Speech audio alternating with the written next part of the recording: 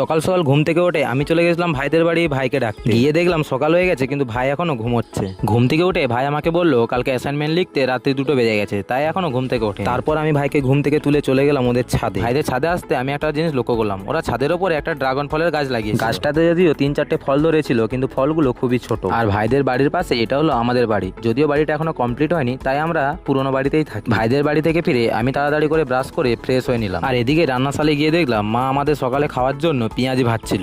আমি তো পেঁয়াজিটা লোক সামলাতে না পেরে তাড়াতাড়ি মুখে ঢুকিয়ে নিলাম, কিন্তু পরে বুঝতে পারলাম পেঁয়াজিটা খুব গরম ছিল। আর আমি তো ভাই এই লাল লাল পেঁয়াজিগুলো দেখে থেমে থাকতে পারলাম না, তাই আমি আর বাবা মিলে বসে পড়লাম পান্তা ভাত নিয়ে। কেননা সকালে পান্তা ভাত ছাড়া খাওয়ার মতো আর আমাদের বাড়িতে কিছুই ছিল না। আর তোমরা দেখতে পাচ্ছ আমি এদিকে পান্তা ভাত খাচ্ছিলাম, এই পুচকিটা এসে আমার বাবার একটু উকুন দেখে দিচ্ছিল। তারপর আমার খাওয়া দাওয়া শেষ করে কেটিএমটাকে নিয়ে 50 কিলোমিটার পাড়ি দিয়ে পৌঁছে গেলাম একটা সেলুন দোকানে চুল কাটার জন্য। আর এদিকে বসে বসে ভাবছিলাম কিরকম স্টাইলে আমি চুলটা কাটবো। চুল কাটা শেষ করে আমি আবার আমার কেটিএমটাকে নিয়ে চলে এলাম বাড়ি। আর এদিকে মাকে দেখছিলাম মাঠের ধারে বসে মনুটাকে নিয়ে আদর করছিল। আর আমি চুলে কোনো স্টাইল করিনি, মা আবার ঝাঁটা দিয়ে খেলানোর ভয়ে। তো আমাকে চুল কেটে কেমন লাগছে সেটা তোমরা সবাই কমেন্টে জানিয়ে যাও। বাই।